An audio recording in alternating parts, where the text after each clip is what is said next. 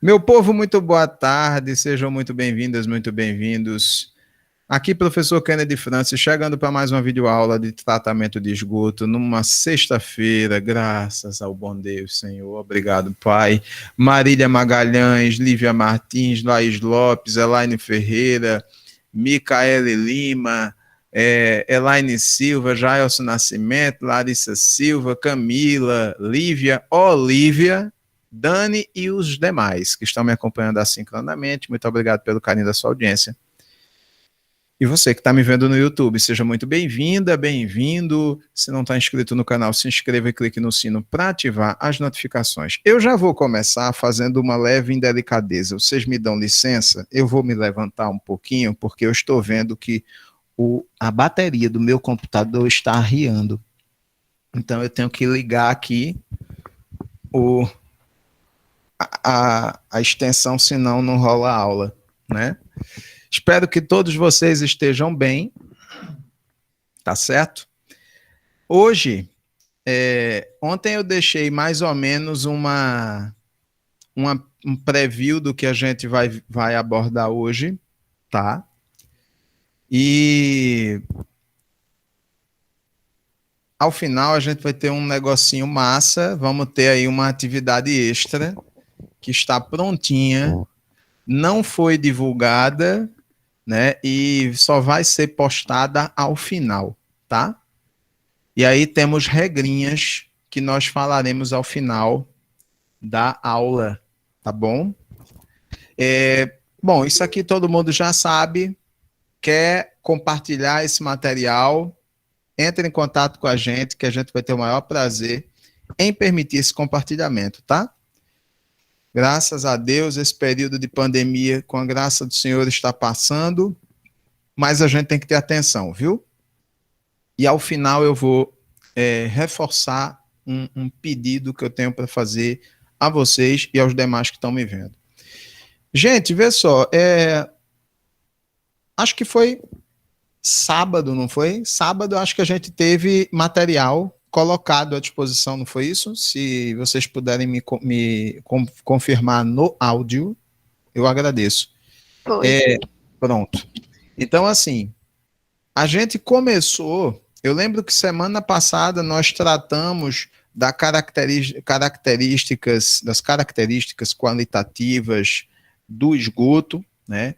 Lembro bem que eu dizia que é muito importante a gente saber do que se trata para poder tratar bem, né?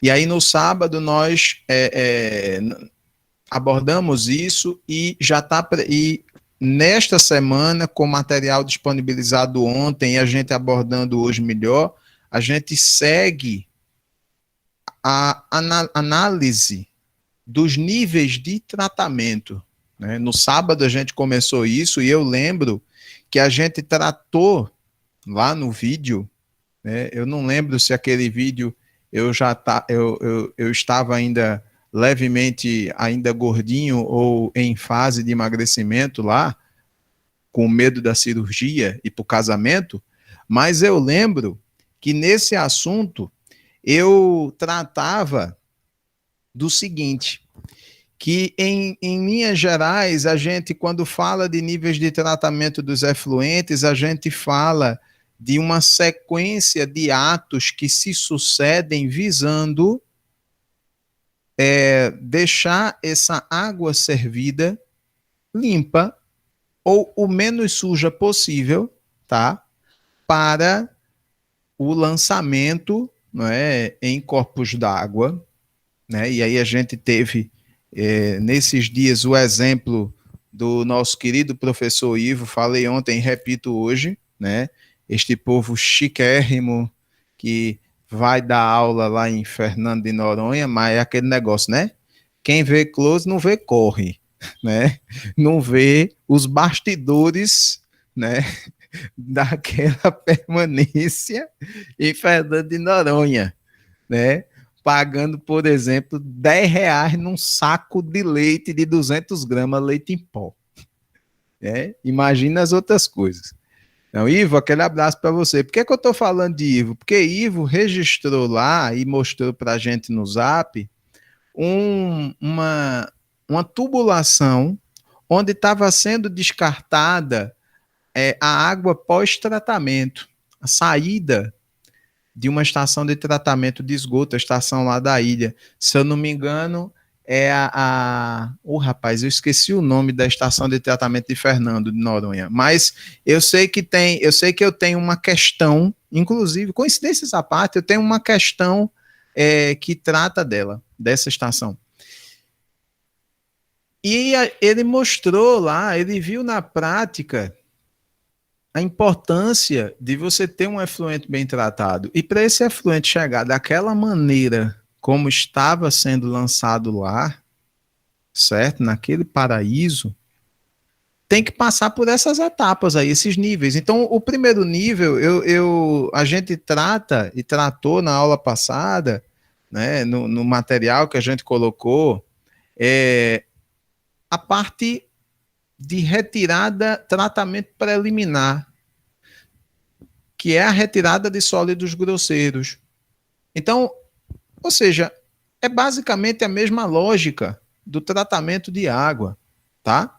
E aí a gente vem hoje nessa segunda parte dos tratamentos, né? O tratamento primário, o tratamento secundário, né? E o terciário, onde a gente vai ver que para chegar naquele nível lá que Ivo mostrou para a gente e reportou lá no grupo do Zap, você tem que passar por todas essas partes. Então, basicamente, num primeiro momento, tratar esgoto tem o objetivo de você retirar os sólidos dessa água servida. Mas não deve ser só isso, tá? Eu me recordo que eu até já relatei isso aqui e vou fazer uso desse relato de novo, de que eu tive lá na estação lá do Cabanga, no Recife, e, gente, a imagem que Ivo teve, eu infelizmente não tive. Quando eu vi, na época, isso que faz mais de 10 anos atrás,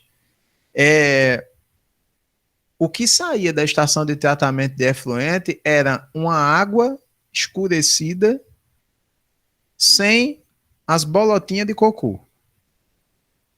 Isso era o tratamento, né? Então, eu digo isso porque eu vi. Acredito eu que hoje essa cena talvez não se repita. Por quê? Porque lá houveram investimentos, né, inclusive essa parceria público-privada aí que foi feita no estado, no Recife, culminou, por exemplo, na construção de reatores UASB, gigantes, imensos, lá nessa mesma estação. Eu, obviamente, depois dessa modificação toda, eu não tive a oportunidade de ir lá.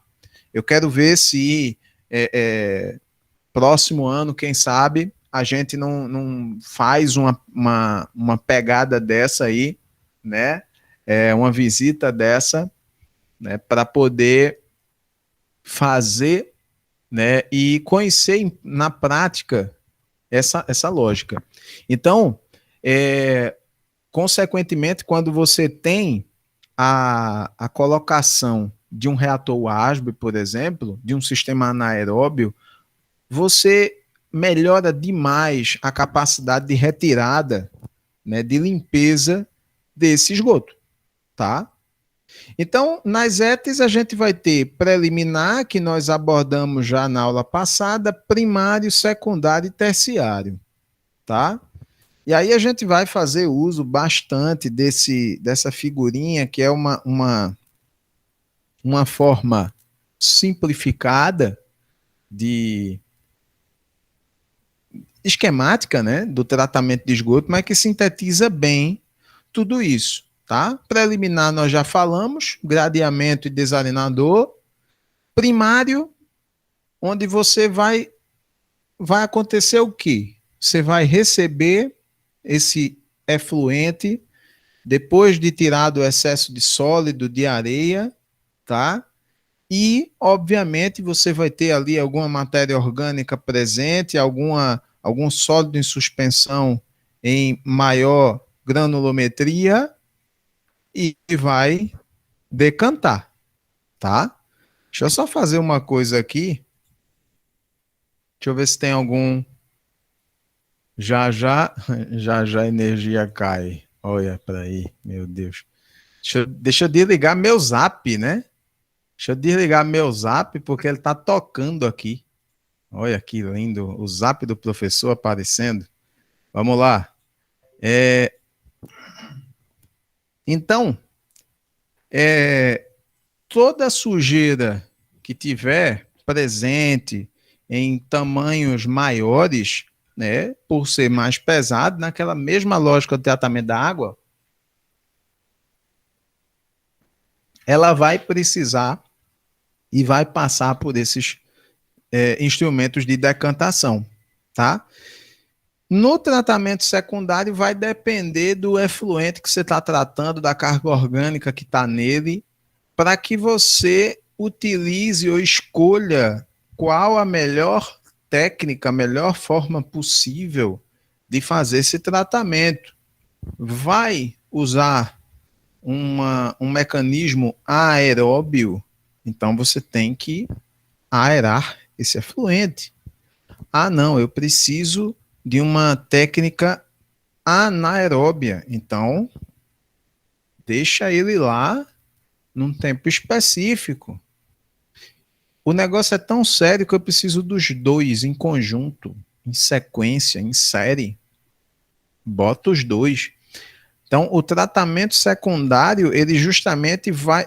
Digamos que ele é o grande. O coração do sistema de tratamento, entendeu? E, obviamente,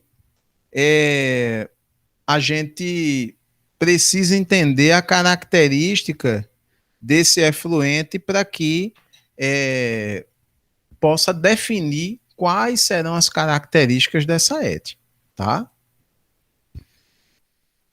No caso do tratamento primário, voltando um pouquinho, depois que o efluente foi retirada toda aquela parte de sólidos grosseiros, de excesso de areia que é carreada, né, e que chega às etes, o efluente ele fica, né, vai para uma etapa de descanso. Ele vai chegar e vai ficar armazenado por um tempo específico nesse chamado decantador primário, onde vai acontecer o quê? A primeira decantação. Então, esse efluente, por mais que tenha passado por uma caixa de areia, mas às vezes a caixa de areia ela pode estar, por exemplo, perto de um nível de saturação. Já está numa condição tão perto do limite de manutenção que acaba, às vezes, passando uma fração ainda considerável de sólidos. Então, esses sólidos, quando eles chegarem no decantador primário, que eles vão ficar um tempo ali, por serem mais pesados, essas partículas serem mais pesadas, elas vão tender aqui a sedimentar, a ir para o fundo, certo? Por isso que esses decantadores, eles costumeiramente têm algum sistema de raspagem, tá? Não é muito incomum você ver, por exemplo, os decantadores normalmente, né, num formato circular, né? Aqui o, o fluxograma ele coloca aqui quadradinho, mas também pode ser circular e é mais comum você ver circular porque é mais fácil de você raspar, né? De você fazer a limpeza. Então, o efluente vai ficar aí um tempinho para dar o tempo dessa partícula descer. Deu o tempo, ele vai seguir para a próxima etapa, tá? Já um pouco mais limpo, né? Ainda não clarificado. A clarificação vem mais na frente, principalmente depois da etapa secundária, quando os micro-organismos, eles de fato irão ser os protagonistas do processo, tá? Então, no decantador... Oi. Mas no caso, essas estações assim, de tratamento, elas são, é uma coisa padrão? Porque, tipo, o senhor, que nem aqui mandou lá, a água sai cristalina. Já uma que o senhor mostrou em outra aula, acho que foi nos Estados Unidos, saiu uma água barrenta, mas estava limpa também. Não, a ordem dos processos, das etapas, ela é padrão, tá? Mas as técnicas utilizadas, elas podem variar. E aí também, acho que foi, pela voz é Clara, né, Clara? Foi tu? Acho que foi, não sei se foi. Oi? Foi Laís. Larissa, Larissa, Larissa? tá, Larissa. Larissa, vê só. As etapas, a ordem das coisas, ela é a mesma.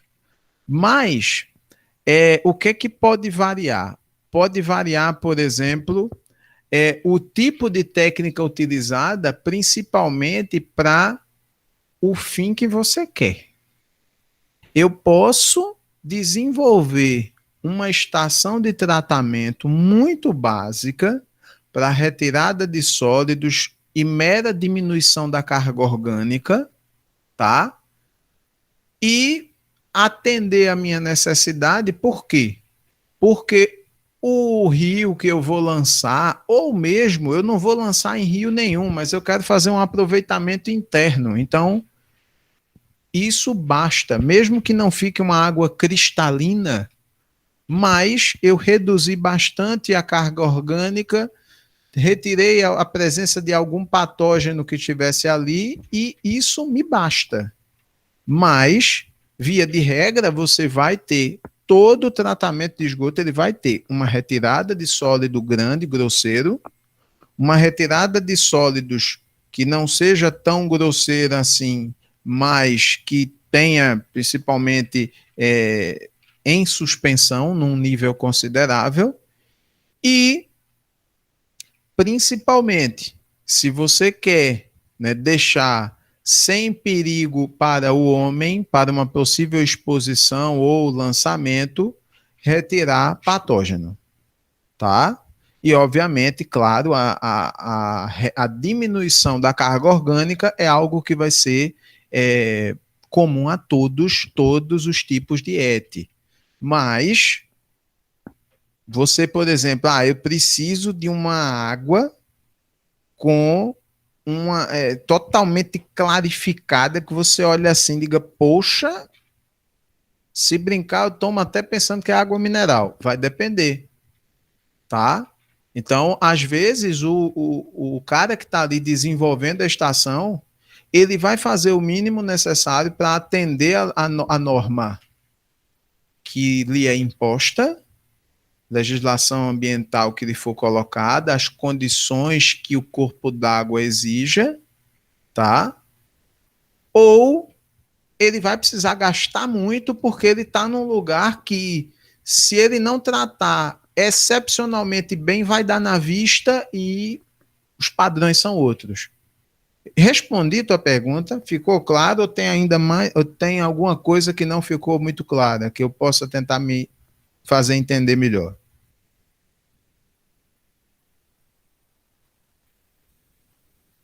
Hein?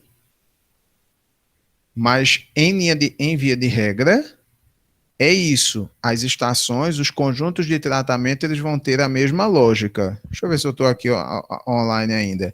Eles têm a mesma lógica, tá?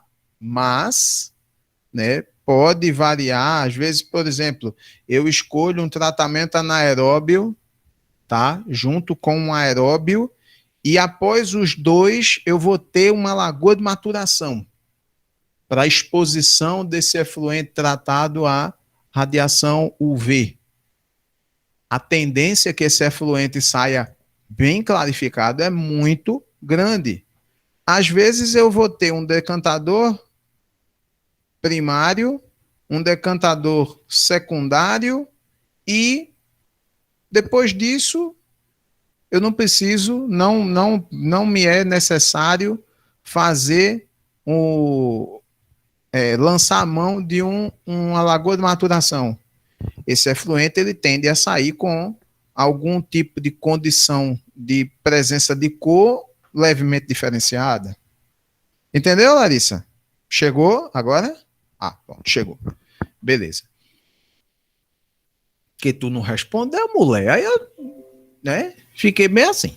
É que eu Então, eu dei uma saidinha, fui pegar água. Aí quando eu só escutei o senhor dizendo, e tá bom? é um show, viu?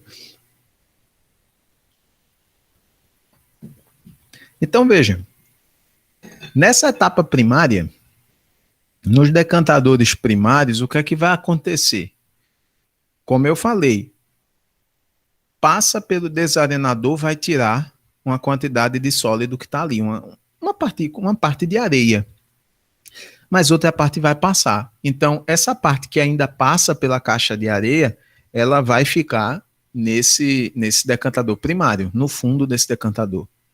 Porque não é interessante, e é bom deixar isso muito claro, que essas duas etapas de retirada de sólido, tá? De coisa muito grosseira e até mesmo não grosseiro, ela vai existir por quê? Porque o interessante para a etapa secundária é que fique ali o efluente, a água servida e a matéria orgânica que faz com que essa água tenha o nível de poluição existente naquele momento, tá? Então, qualquer outra substância que esteja ali, que principalmente seja grosseira, vai dificultar o trabalho dos micro-organismos nessa decomposição da matéria orgânica, como a gente viu na aula própria do tema semanas atrás, tá? Então, esses esgotos, eles vão passando rápido? Não, não passam rápido. Eles vão passando devagar. Obviamente que o devagar depende muito de quê? Da quantidade de efluente que chega, tá? Essa vazão de entrada e da estrutura que você tem, tá? Por exemplo, eu não posso achar que uma estação de tratamento de efluente Cova da Onça, lá de Belo Horizonte, que é uma estação gigante, gigante, é absurdo de grande a estação Cova da Onça. Eu não vou. O devagar do Cova da Onça é quase que um rio Pajeú chegando, tá? Então a gente obviamente precisa considerar o tamanho das coisas, certo? Mas em tese esses esgotos eles vão vir devagarzinho por cada uma dessas etapas, dessas unidades, fazendo assim com que, se a velocidade do fluido é mais lenta, essa substância pesada em suspensão, ela vai tender a ir para o fundo, a afundar, certo? É diferente, por exemplo, se você tem uma velocidade de fluido muito rápida, se o escoamento é turbulento, esse fluido aí, esse sólido em suspensão vai ser levado e não vai ficar no tratamento, que é o que se objetiva, tá? Óleos e graxas, tá? Eles normalmente têm aí uma densidade diferente do líquido que as carrega. Então, quando você tem uma água com uma graxa, algum tipo de óleo, a gente vê, né? A gente vê a diferença, eles não se misturam, têm densidades distintas, tá? E aí, nesse caso, quando você tem alguma coisa gordurosa no efluente, ele não vai decantar, ele vai, né, flutuar, vai flotar, certo? Então, oxe, estão ligando para mim de aldeia, misericórdia. Pelo menos é de um lugar de gente rica, né? Ligando para mim, mas eu não quero atender você, não. Então, o que acontece? esses óleos que podem estar presentes nesses efluentes, eles vão flutuar, vão boiar. Igual, não só os óleos e graxas, né? Mas outras coisas que estão e são facilmente encontradas nos esgotos, né? Elas vão boiar também, né? Então, tem toda aí uma coisa. E aí, para essa sujeira que boia, né, que flutua, aí você faz a retirada superficial. Então, você vai com um raspadorzinho superficial, com muita calma e tranquilidade, ela vai lá, ou tem duas formas, né? Ou o operador vai lá manualmente e retira isso, ou você vai ter alguma engrenagem raspadora que vai conduzir essa sujeira para sua remoção, tá? E aí ser tratada depois, ou mesmo fazer o descarte previsto. Então, ó, esses são os decantadores primários, tá? Então, nesses decantadores, normalmente, a gente vai ter essa lógica. O esgoto afluente, ele entra de baixo para cima, do centro para as laterais. Tá? Mas com um detalhe, ele não vai, né? Por exemplo, quando ele entra de baixo para cima, obviamente que você vai ter aqui uma espécie de anteparo, que é o chamado anel defletor, que ele vai fazer com que esse esgoto que chega numa velocidade, tá? Ele vai ter um quê de entrada considerável, essa velocidade diminua. Não só diminua, como também já consiga reter alguma coisa aqui nas paredes do anel defletor, tá? Então, é justamente para direcionar esse esgoto, fazer com que ele vá para o fundo e vá enchendo esse decantador até um nível de operação aos poucos, tá? Então, o esgoto entra por baixo, né? Vai sair por baixo também, só que aí ele sai por uma canalização auxiliar lateral, tá? E aqui no fundo a gente vai ter um raspador de lodo que normalmente estará acoplado a essa pontezinha rotatória, tá? Se vocês olharem direitinho, essa ponte rotatória permite que o operador ele caminhe sobre ela para fazer a manutenção desse rotorzinho aqui central, tá? E também para verificar, fazer inspeção visual desse decantador para ver se está funcionando direitinho, entenderam? Então tem toda aí uma lógica. E aí, ó, esse efluente ele entra e fica aqui. Então, a sujeira mais grossa vai para o fundo. E o esgoto sem essas partículas mais pesadas, ele vai tender a encher e extravasar aqui pelas laterais, certo? Então você vai ter aí umas garrinhas, né? Como se fosse um cercadinho com as garrinhas para onde esse esgoto que vai entrando, vai subindo, subindo, subindo, as partículas pesadas vão descendo para o fundo, ele sobe até um nível que extravasa e sai pelas laterais para a etapa seguinte de tratamento, tá? Esse tipo de instrumento dos decantadores primários, ele tem algumas indicações assim muito interessantes. Primeiro, eles são muito úteis para dar uma retirada, uma aliviada nessa carga orgânica.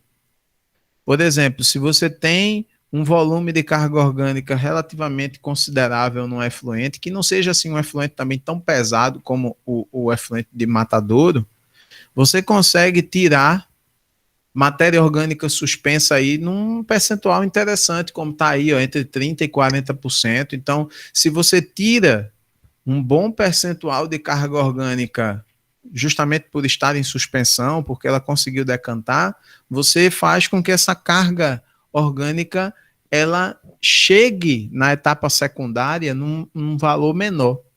E aí são etapas que uma acaba ajudando a outra. Então, o decantador primário, ele vai ajudar a etapa secundária a fazer seu trabalho, facilitar o trabalho, porque o efluente vai chegar menos sujo, tá? Então, se o efluente chega menos sujo, a possibilidade de você ter um tratamento adequado, né, aumenta muito. Essa eficiência aumenta bastante, entendeu? Então, esse tipo de decantador, eles são usados principalmente antes, né, de etapas biológicas. Então, vocês prestem atenção que, na maioria dos casos, você vai ter um decantador primário e logo depois do decantador primário você vai ter um reator, você vai ter uma lagoa, tá? Então, sempre vai ter uma coisinha associada à outra, tá certo? Então, é uma preparação, tá? Para que esse efluente chegue na etapa melhor de ser tratado sem dar tanta dor de cabeça para o operador. Então, há uma atual tendência, né, da utilização desses reatores, né, em processos de tratamento de esgoto. No Brasil, tem se optado muito, né, e eu ganhei um livro, né, um presente de Cosmo, que eu fiquei assim, muito feliz, eu estou começando a ler ele, que é um livro do professor Marcos Van Sperling. E aí, ele diz que os reatores de fluxo ascendente, o ASB, né, eles têm virado assim febre no Brasil, primeiro porque a gente tem temperaturas tropicais. Então, temperaturas mais altas é tudo o que os micro-organismos anaeróbios gostam para se multiplicarem e fazerem o seu trabalho de decomposição da matéria. Depois, porque vocês vão ver quando a gente estiver na aula própria disso, a gente vai ver que reator UASB ele tende a ocupar muito pouco espaço. Então você economiza. Por exemplo, se você. Eu dei o exemplo da estação de tratamento lá da Cova da Onça, que é muito grande, por quê? Porque lá, primeiro que recebe todos os efluentes de Belo Horizonte. E BH é grande. É muito grande. Segundo, porque eles têm, como o efluente de Minas Gerais, né, de Belo Horizonte, ele é muito heterogêneo, então eles precisam de muitas formas de tratamento num lugar só. Então eles têm reator WASB, eles têm lagoas de estabilização, eles têm decantadores primários e secundários, eles têm lagoas de maturação. Os lagoas anaeróbias, lagoas de fluxo ascendente. E as lagoas lá do Cova da Onça são coisas imensas. Elas ocupam muito espaço. E aí, quando você chega e propõe, eu tenho um decantador primário, depois do decantador, eu já jogo direto no reatorzinho. Eu tenho até um vídeo nas aulas próximas, né? Que mostra um sobrevoo de drone, né? E eu tô a fim de fazer uma loucura, né? De arrumar um drone com um amigo, né? Pra gente fazer uns sobrevoos de drone aqui em Afogados, né? Acho que parece que tem uma estação de tratamento aqui em Afogados, né? Eu quero ver se eu falo lá com o pessoal da Compesa para eles me autorizarem para a gente subir um drone, fazer umas tomadas aéreas, mostrar uma estação, né? De cima, fazer uns videozinhos, um negocinho instigado. E tem um desses vídeos que a estação é muito pequena. Obviamente que a cidade é pequena, então comportou, né?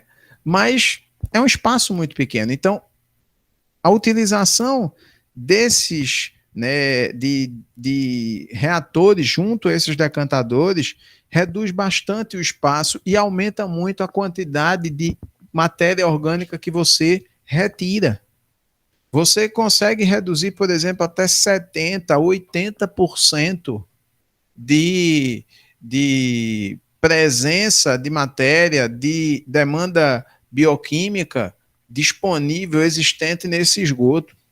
Então, ajuda muito, fora que a manutenção fica mais fácil, né? Você tem menos etapas para fazer manutenção.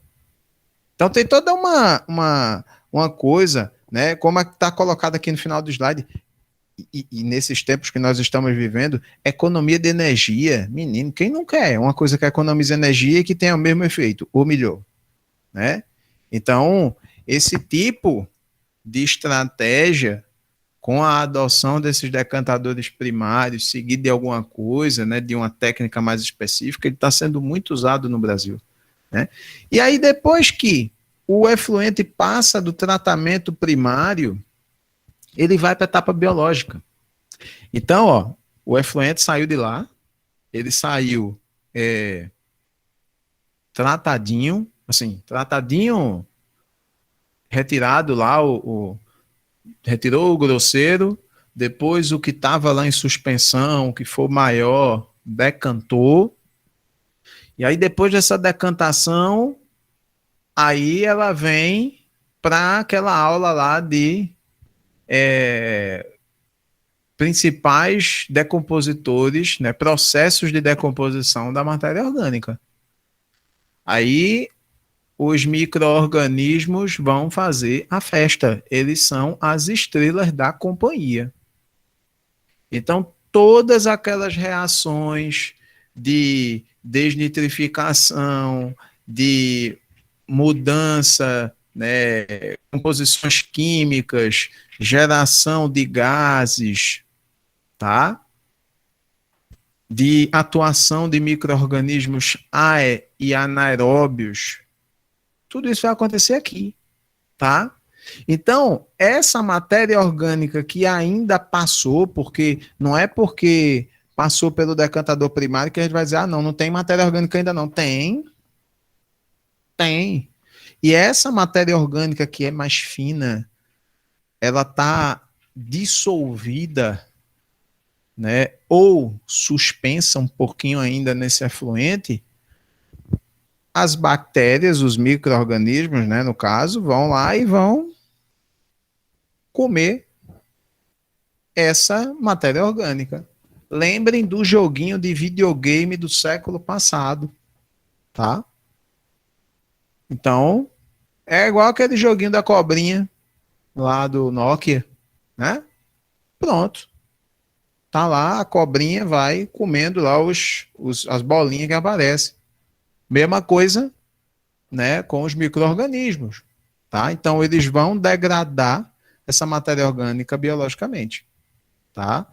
Pelos processos que nós já vimos, aqui é só recordando, ó, aquela coisa que a gente já viu, a matéria orgânica ela vai estar lá complexada e vai ser, né, degradada em compostos pouco ofensivos ou inofensivos, mais simplificados, tá certo? Ou, né, gerando, e aí nessa simplificação desses compostos pela decomposição, você pode ter aí a formação de compostos diversos, como a gente está vendo os exemplos e falamos bastante nas aulas anteriores, tá? Aí, veja, nesse tipo de tratamento, a gente pode lançar direto no rio? Pode. Vai depender do padrão que esse rio tem, tá? Então, vai, por exemplo, na aula de amanhã, que é um sábado letivo, que a gente tem aula amanhã, que amanhã é só resolução de exercício, Eu lembro que eu acho que vou deixar lá 2 exercícios para vocês fazerem em casa, fora esse de hoje, tá? O X-Special lá. E o que é que acontece? A gente vai depender desse padrão. Então, se esse rio, né, ele é um classe 3 ou classe 4, que você, se você pegar uma amostra desse rio, você vai ver que vai ter uma coloração diferenciada, tudinho, não necessariamente vai estar poluído. Então, tirou, degradou biologicamente, você ainda vai ter alguma carga orgânica presente, mas bem diminuída, beleza. Agora, se você, né, repetindo o exemplo aqui, se você vai, né, está em Fernando de Noronha, você vai lançar naquele paraíso, aí, né, tem que ter um negócio diferente, tem que ter uma etapa a mais, um cuidado a mais, uma eficiência tem que ser maior, tá?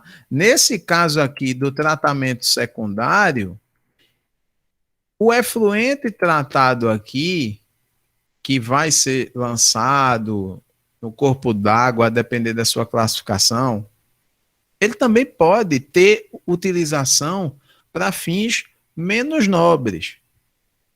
Professor, então quer dizer assim, se passou pelo tratamento secundário, eu posso pegar um caneco e botar para beber? Olhem, se você não tiver muito juízo, tiver vontade de comparecer, certo? Igual Marília, lá no Emília Câmara, aí é por sua conta e risco. Mas não é para beber, não. Tá? Eu não tomaria, não recomendo. Por quê? Porque aqui tirou bastante a sujeira, tirou. Mas você pode ter presença de patógeno aí, tá? Então, e não só a questão dos patógenos, mas a carga orgânica presente, por mais que tenha sido reduzida bastante, comparando com o que chegou na estação, mas tem muita carga orgânica. Então, não é recomendado para consumo, não é água para fim nobre, tá? Mas você pode, por exemplo, vocês acham que essas, né, as águas aqui que utilizam para aguar jardim, né? Pelo que eu vi, são águas de que a gente pode, que é de consumo mesmo, tá? Eu já passei algumas vezes, passei ali na Avenida Rio Branco e tava lá, né? O pessoal chega e deixa aquelas torneirinhas abertas. Aí chega, fica aquele barulho de pressão. Aí lá vou eu fechando uma a uma. Fecho uma, fecho outra. O povo mora ali de frente, não se liga nisso. Aí eu vou e fecho. Por quê? Não tem necessidade de ficar torneira. Às vezes fica torneira aberta. Aí a água jorrando. Eu vou e fecho. Problema nenhum. Noção cidadã. Eu tinha essa noção cidadã morando na capital, quanto mais morando no sertão, né? Que a dificuldade hídrica é mais intensa, né? Então a gente, como cidadão, também tem que fazer isso, né? Então, esse tipo de água, após esse tratamento secundário, a gente pode muito bem usar para regar jardim, regar planta, fazer manutenção de praça. Por quê? Porque justamente essa matéria orgânica que ainda sobra, que ainda resta, ela vai ser muito boa para o desenvolvimento das plantinhas. Tá certo? Então, essa é a questão, né? E aí, nesses tratamentos secundários, né, que a gente viu aqui, que eu tenho aqui o exemplo colocado foram 2 decantadores e um tanque de aeração, ou seja, temos aqui micro-organismos aeróbios, mas não necessariamente vai ser só isso. Você pode ter uma série de tratamentos secundários, desde sistemas coletivos com presentes em estações de tratamento, como lagoas dos mais diversos tipos e configurações, passando por sistema de lodos ativados, até os tratamentos puramente anaeróbios residenciais, as soluções individuais de tratamento, fossa, a famosa fossa séptica, que normalmente ela deve ser seguida de um filtro anaeróbio. Por quê? Porque aqui, e a gente vai ver isso quando tiver a teoria, Aqui é para tirar o cocôzinho, certo? Aí tirou o sólido. Vai passar o caldo preto ainda. Aí o filtro anaeróbio ele vai fazer o quê? Ele vai dar uma clarificada, ainda que leve, nesse caldo preto aqui. Vai tirar a carga orgânica, dar uma reduzida legal nela. E aí, depois que ele sai do filtro anaeróbio, você pode lançar no ambiente em si, né, na propriedade, e você não vai ter, né, maiores implicações de gerar uma poluição local, por exemplo. Tá certo? Então, a gente tem esses sistemas que você usa em casa. Porque tem lugares, e vocês lembram disso que eu falei lá, que a gente, quando abordou o gráfico, a gente tem o atendimento de água na torneira, né? A taxa de abastecimento de água e de coleta e tratamento de esgoto, que ainda é muito pequena no Brasil. Mas tem muita gente que não tem acesso à coleta, à rede de coleta. Então, tem que se virar, né, principalmente nos sítios. Então, você precisa de um sistema de tratamento e disposição que agrida menos o ambiente e que possa resolver esse problema dos dejetos. Tá? Também o reator WASB é uma forma de tratamento secundário que é muito usada nas estações, né? E aqui todos aqueles processos que nós já vimos, né, para cada tipo desse você vai ter um processo predominante que a gente já abordou, inclusive lá nos procedimentos de decomposição da matéria orgânica. Aí, uma vez que passou pelo tratamento secundário, a gente tem mais uma possibilidade de tratamento, que é o tratamento terciário. Professor, é obrigatório existir o tratamento terciário? Não. Depende de onde você quer lançar esse efluente, qual é a sua necessidade, tá? Por quê? Porque você empregar um tratamento terciário que vai ter o objetivo de dar o polimento final desse efluente, de retirar aquela poluição, aquela sujeira indesejável, mais refinada, eliminar micro-organismos patogênicos, certo? Você fazer meio que, aspas, uma esterilização desse efluente, a depender da técnica que você utilize, você vai precisar tirar o escorpião do bolso e gastar um bocadinho para implantar e para fazer a manutenção, manter essa etapa de tratamento. Vejam que aqui a gente tem das demais diversas: carvão ativado, microfiltração, osmose reversa ou ultrafiltração também bem caro, tá?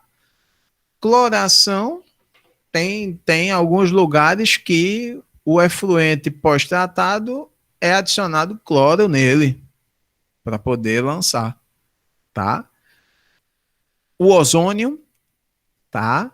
Então, você chega, tem também utilização de ultravioleta, o efluente vai lá, sai da etapa secundária do tratamento e passa vagarosamente, né, em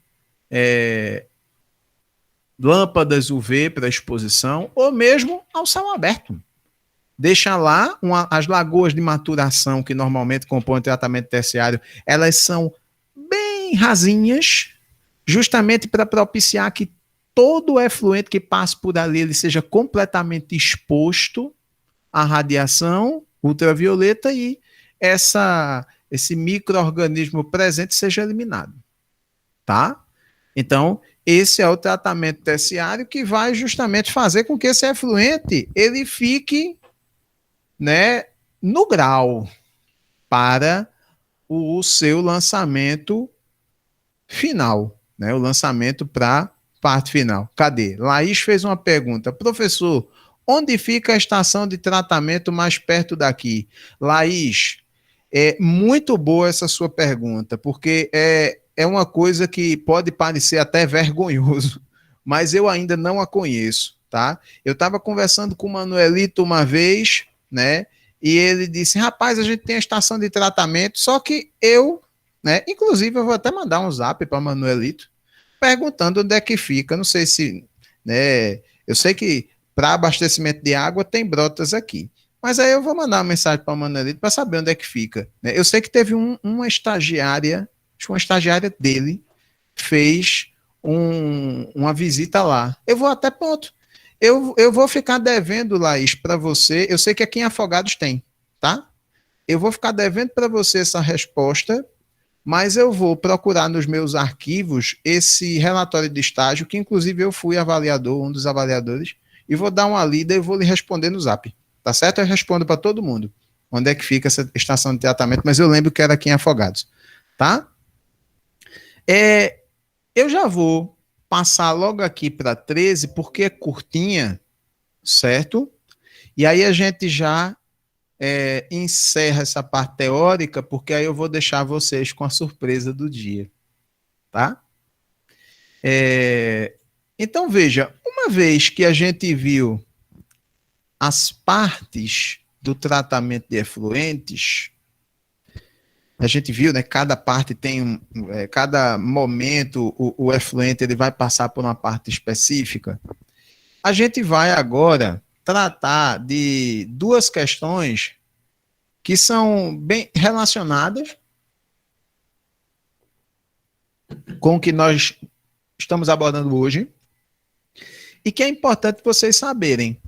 Porque, veja, eu não disse a vocês que o efluente ele vai passar por cada etapa dessa. Ele chega aqui, passa pelas grades, pelo desarenador, e aí ele venha, esse efluente, depois que passa na caixa de areia, ele fica um pouquinho no decantador primário. Para que esses grosseiros sólidos que ainda existam, eles... E vocês lembram quando lá no slide colocou lá que o esgoto passa vagarosamente para que este sólido em suspensão tenha condição de decantar, seguindo para o fundo do tanque. Então, esse deslocamento lento tem a ver com o tempo que esse efluente vai precisar ficar, o tempo ideal que ele vai precisar ficar em cada etapa dessa para que o objetivo estimado seja plenamente alcançado e que essa eficiência no tratamento vá lá para cima. Pronto. Eu acabei de dizer para vocês os dois conceitos que permeiam esta parte da aula que a gente está colocando agora. Tempo de detenção e mais na frente um pouquinho, eficiência.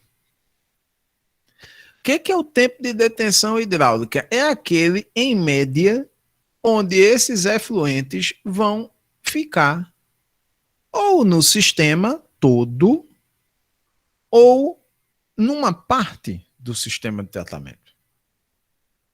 Então, esse tempo que o efluente fica vai ser a reação entre volume e vazão. Ou pode ser calculado pela altura dessa unidade de tratamento, né, dessa lagoa, por exemplo, ou sobre a velocidade desse fluido. Entenderam? Por isso que o fluido, ele tem, neste caso aqui da direita, ele tem que passar devagarzinho, tem que passar numa velocidade tal que a uma altura determinada esse sólido ele possa decantar. Então, por que eu estou dizendo isso? Porque esse é um conceito muito importante de vocês entenderem. Por quê?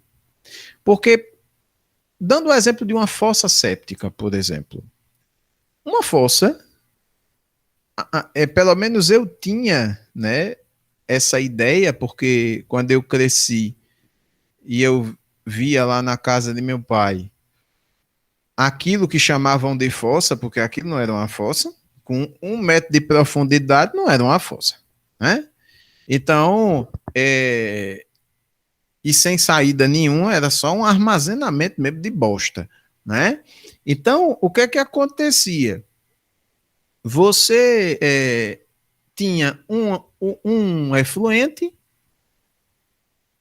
com fezes que era despejado ali e ficava por ali mesmo.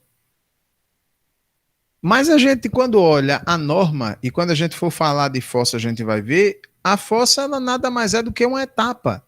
Então, esse efluente ele vai passar por ali, vai ficar um tempo para que essa etapa seja concluída, o que tiver de acontecer, a degradação da matéria que tiver de ser degradada, para depois esse líquido sair numa condição menos poluída do que entrou.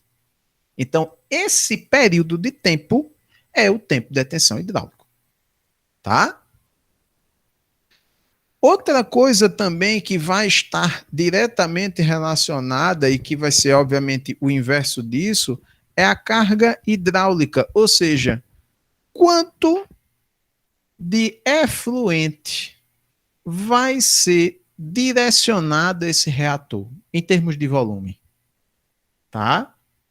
Então, por exemplo, se eu estou numa estação de tratamento, eu não posso mandar esse efluente para a próxima etapa numa velocidade muito grande, porque além de eu influenciar diretamente, se eu mandar muito efluente de uma vez, esse efluente ele não vai passar o tempo necessário, o tempo de detenção necessário, ele vai passar muito menos tempo, e se ele vai passar muito menos tempo, obviamente que se algum sólido em suspensão presente ali, ele passar muito rápido, ele ao invés de decantar, ele vai seguir para a etapa seguinte. Então você acabou que não fez tratamento algum com a eficiência pretendida, tá?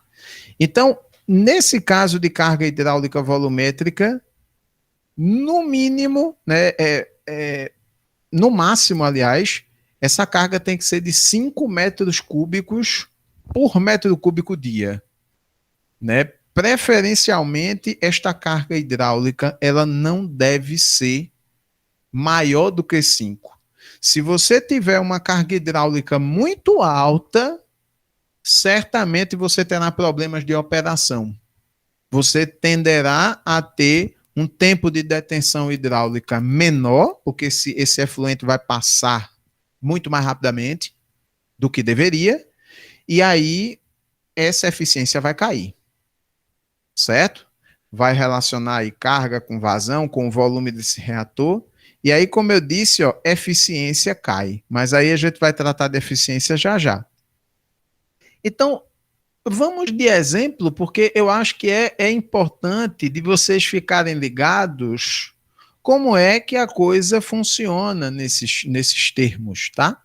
Então, aqui a gente tem uma lagoa anaeróbia que recebe uma contribuição de esgotos domésticos de uma população de 10 mil habitantes. Ou seja, a partir de agora, vocês ouvirão muito este termo: contribuição, contribuintes. Quem é que contribui? As pessoas. Porque não tem ninguém tapado aqui, né? Então, todo mundo, pelo menos espera-se, que consiga ir no banheiro pelo menos uma vez no dia para atender suas necessidades fisiológicas.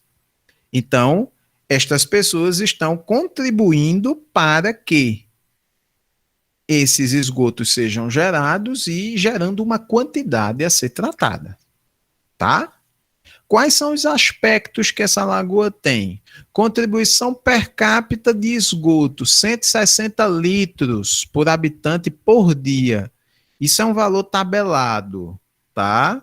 Ou, a depender da localidade, pode ter uma condição diferenciada para cada pessoa, né? Você pode ter lugares, por exemplo, que são um pouco mais humildes, que as pessoas lá não tenham uma condição de vida muito legal, de acesso regular a alimentos, então tendam a contribuir menos, tá? Mas em tese, 160 litros por dia. Aí você diz assim, professor, então lascou, porque veja, é 160 litros da pessoa literalmente se esvaindo pelo fundo? Não, calma. Ampliem o conceito de águas servidas. Também é outra coisa que vocês vão se ligar muito a partir de agora. Água servida não é só descarga de banheiro, tá certo? É água de lavagem de prato, é água de tomar banho, tá? Lavagem das mãos. Então, por isso que você chega a um valor desse de 160 litros. Aí ainda tem os céticos que dizem assim, professor, eu não gasto isso tudo, não. Gasta. Gasta. Se botar para contar, gasta. Certo? DBO do esgoto doméstico de 300 miligramas por litro, a carga presente, né? Temperatura média no mês mais frio de 20 graus Celsius.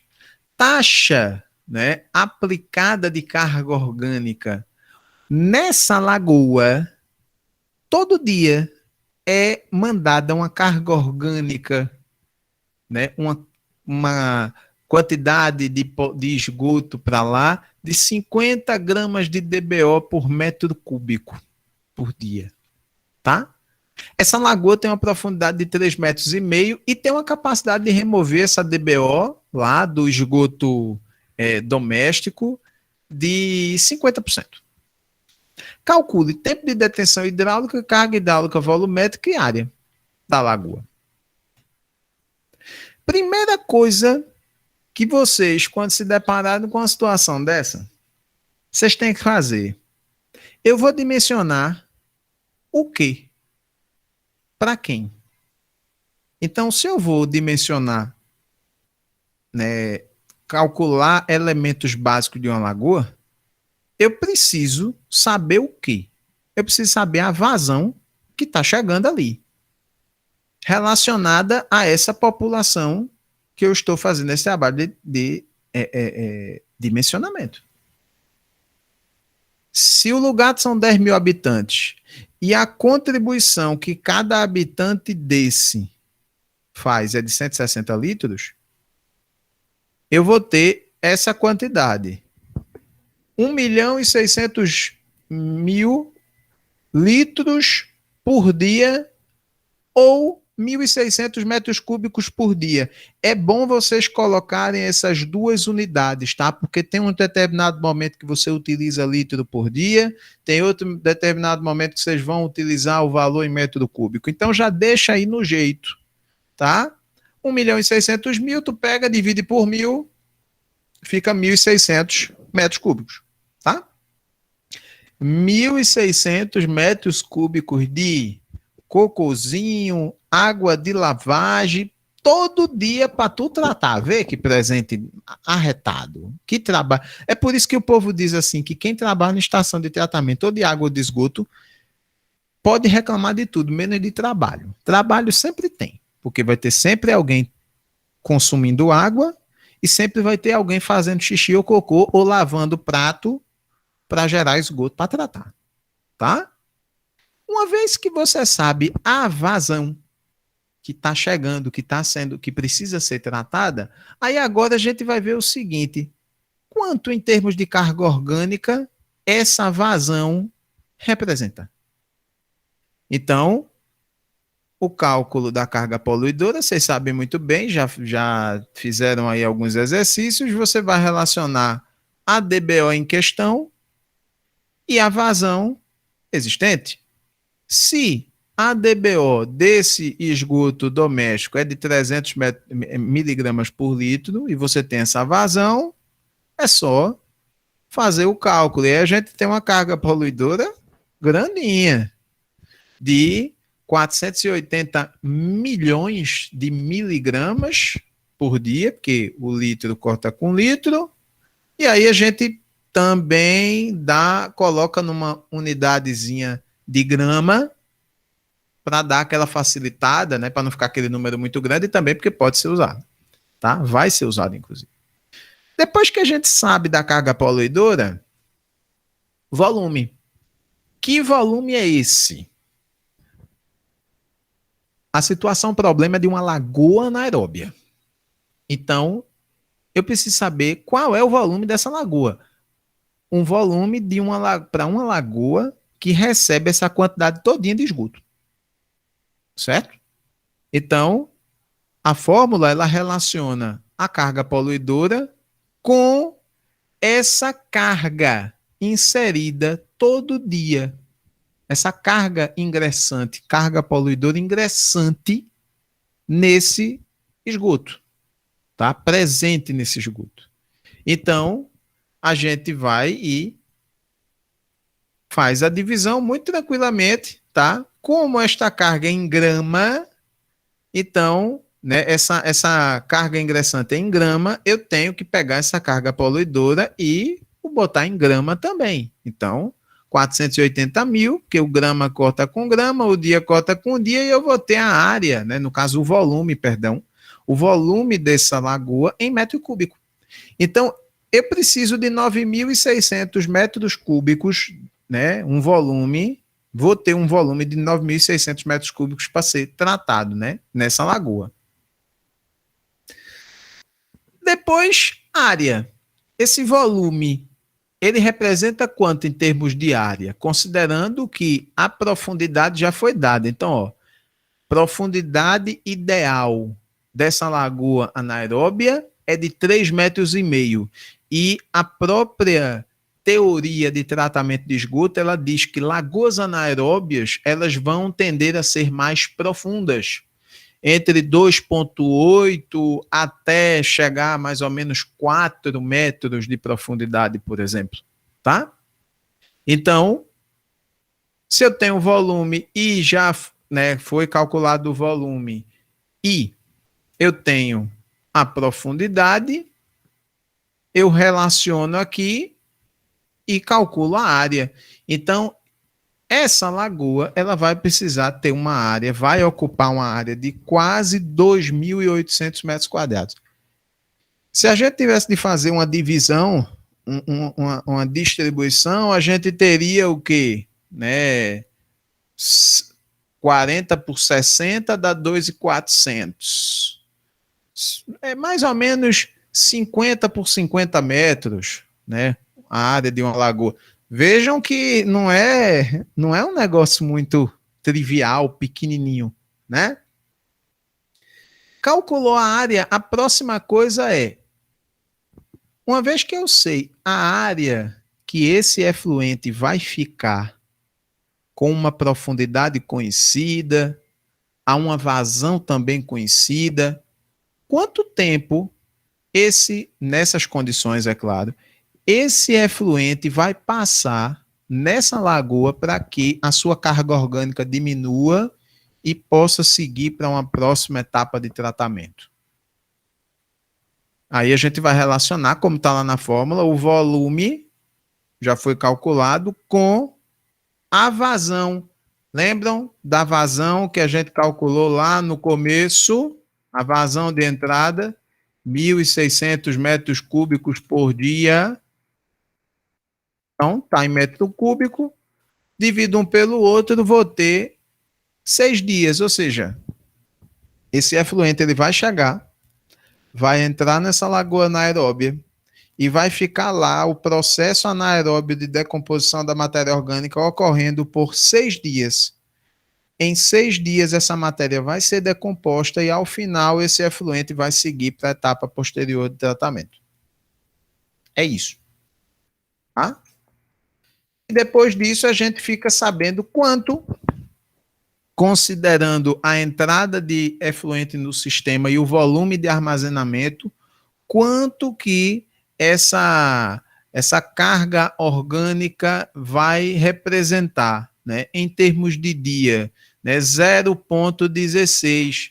É como se, por exemplo, esse efluente ele vai entrando bem vagarosamente, né, nesse sistema, ao ponto de que, né, ele entra, fica lá e só vai sair dessa lagoa, de fato, depois de 6 dias. É uma razão de entrada muito baixinha, tá? 0,16. Vai entrando vagarosamente mesmo, seguindo aquele princípio que a gente já falou aqui, para que não haja perca de eficiência. Essa eficiência que a gente trata, que é basicamente você saber o quê? Veja, eu tenho uma estação, eu sei que entra um efluente com um nível de poluição, tá? Com um nível de carga orgânica, com uma demanda química de oxigênio conhecida. Que a gente vai, coleta lá o efluente no começo, na entrada e faz os testes de medição de DQO. Mas eu preciso saber como é que vai ficar esse efluente em termos de DQO quando ele sair? Depois de todo o tratamento. Passou pelas lagoas, reator, maturação, tudo. Então, essa diferença vai me dar a condição de saber o quão eficiente é o meu sistema. Tá? E aí essa eficiência é calculada dessa maneira. DQO de entrada, DQO de saída. Essa relação multiplica por 100, tá? E a gente vai ter o resultado em percentual. Aí aqui um exemplo bem bestinha, tá? Calcula a eficiência no sistema de tratamento de esgoto considerando esses dados. O efluente ele entrou com a DQO de 300 miligramas litro por litro. E ele, depois do tratamento todo, ele sai com 208. Reduziu? Reduziu. Muito. Na minha visão, não. Se eu sou operador dessa estação aí, eu procuraria rever todos os processos para ver o que está acontecendo. Todos. Porque, não reduziu nem 50%. Né? Então, vamos ver, ó. Pega a fórmula, aplica, e a gente tem isso aqui, ó. 30%. Somente 30% de remoção de DQO. É alguma coisa? É alguma coisa. Melhor do que nada? É, mas poderia ser mais eficiente. Então, um dado como esse permite ao técnico dizer assim, peraí, tem alguma coisa estranha aí. Só 30%. Uma trabalheira do cão. E a gente só consegue remover 30% de DQO? Algo meio estranho. Algo de errado não está certo. Tá? E aí, o técnico age para poder fazer todas as intervenções necessárias para dar uma subidinha aí nesses níveis de eficiência. Tá? Lembrando sempre, claro, vocês, né, como já foram, né, alunos aí de IVO no inglês, certamente, né, sabem que, né, o IN é o de entrada e o OUT é saída, então, só para relembrar, para não passar batido aqui na gravação. Quero saber se vossas excelências têm alguma dúvida. Cadê? Elaine colocou aqui, tem umas lagoas de tratamento de esgoto lá perto do sítio Carnaibinha. Obrigado, viu, Elaine? Inclusive, irei anotar essa referência, porque eu inclusive, não conheço o sítio Carnaibinha, né? Então, cadê? Deixa eu anotar logo aqui. Sítio Carnaibinha. É bom, porque a gente já entra no radar, tá? Gente, vê só, já que não tem nenhuma dúvida, ninguém se pronunciou, tá? Então agora é o seguinte, agora, cadê quem está aqui? Pronto, né? Pelo menos estão logados. Agora é a hora do sextou, mas é um sextou com atividade. Tá tudo certo, né? Até agora. Gente, vê só, a partir de agora, a gente vai colocar a atividade. Eu vou botar minha tela de novo. Ó, o povo já está chiando. Eita, atividade pequena, né? e não sei o quê. Esse povo chora, meu Deus. A partir de agora, temos aqui uma atividade extra. Eu não vou nem editar mais. Cadê? Edita. Aí, ó. Vocês estão vendo aqui que é 10 pontos. Aí vocês pensam assim, oxe, professor, são 10 pontos extras? Não, cara pálida. Ela vale de 0 a 10 porque o Google, ele não faz, por exemplo, somente um ponto, né? Assim, ele não faz, por exemplo, questão valendo 0,5, porque não tem só uma questão, né? A pontuação para cada questão é um ponto. E eu não fiz só uma questão, eu fiz duas. Porque, como diria meu professor Paulo Roberto Carneiro Carvalho, meu grande professor de topografia, planimetria, planialtimetria, ele dizia o seguinte: trabalho, o nome já diz, é para dar trabalho, não é para dar descanso. Então, o que é que vai acontecer? Vocês vão responder a atividade e a atividade vai valer 0 a 10. Uma questão valendo 5, outra questão valendo 5. Quando as belezas responderem a atividade que eu corrigi e que eu for mandando a nota, vocês vão receber, pode receber um 10, pode receber um 6, pode receber um 5, pode receber um 8, pode receber um 3. Aí vocês vão ficar confusos, certo? Esse 8, e aí? Como a atividade vale até um ponto extra, então o que é que vocês vão fazer? Vocês vão pegar a nota que vocês vão receber, pode receber de meia-noite, pode receber de 8 horas da manhã da segunda ou da terça-feira, vocês pegam a nota e multiplicam por 0,1. Aí você vai ter a pontuação extra que você vai receber. Você pode receber 1 ponto, você pode receber 0,8, você pode receber 0,3 e assim sucessivamente. Pode receber 0. Pode receber 0, né? Se não fizer a atividade, porque também é uma coisa importante. Vou criar aqui a atividade e disponibilizar para todo mundo, tá? Eu só peço que não acessem ainda, porque eu vou destravar, mas eu não vou destravar aqui gravado, tá? Isso aqui é um extra para quem está presencialmente, tá? Então, o que que acontece, tá? Professor, é obrigado fazer a atividade? Vocês não são obrigados nem a fazer a atividade avaliativa? Não. Agora, quem não faz as atividades avaliativas regulares, como elas compõem a nota da unidade, qual é o risco que vocês correm? De ficar sem nota. Se vocês não fizerem a atividade extra, vocês não serão prejudicados. Eu não nasci e não sou pago para prejudicar aluno. Eu sou pago para ajudar vocês a terem uma formação, ainda que seja com o quê de loucura do professor, certo? Eu não vou prejudicar ninguém. Agora, assim, como é, Marília? Aquela palavra que começa com R e não deve ser pronunciada. Eu não estou ligado qual é a palavra, não, mas depois que encerrar a gravação, aí tu me diz. Já que não pode ser pronunciado, então não vamos pronunciar gravando. Então, assim, ninguém é obrigado a fazer. Agora, quem fizer terá a oportunidade de ganhar alguma coisa. Porque, veja, vocês lembram que na outra atividade extra, né, em dupla, viu, Elaine? Em dupla, eu ainda estou sendo bonzinho, vê?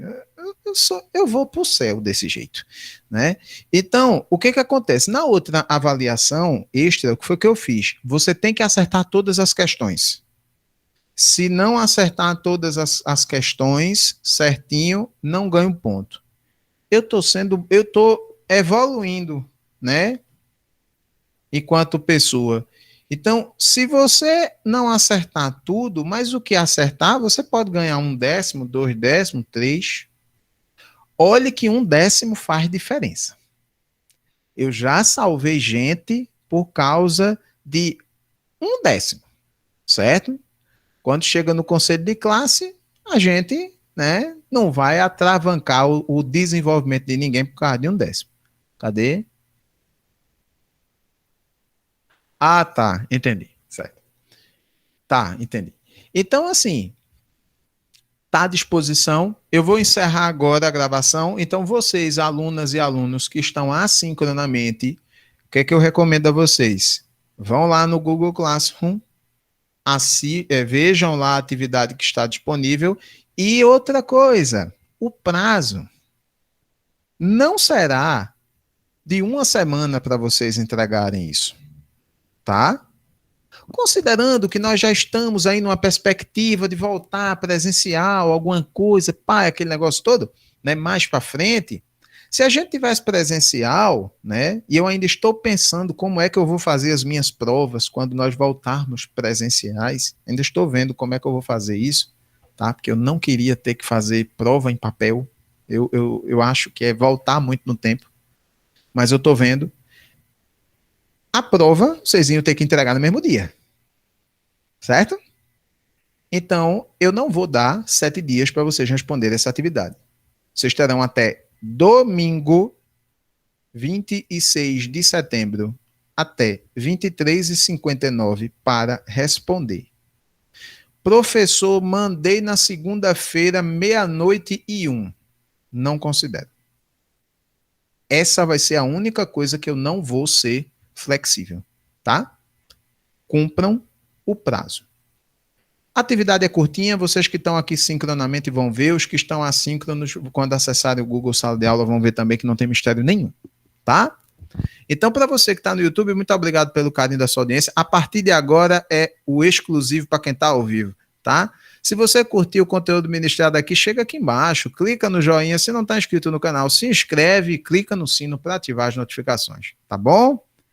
Um grande abraço, até a próxima aula, #sextou, com a graça do Papai do Céu, com muito cuidado, em casa, porque os casos de Covid estão começando a aumentar levemente, tá? Eu estava vendo lá o professor Janes Albuquerque estava dizendo isso, os casos estão começando a aumentar, variante Delta está chegando com força e a gente não pode descuidar, tá bom? Um abraço e até a próxima.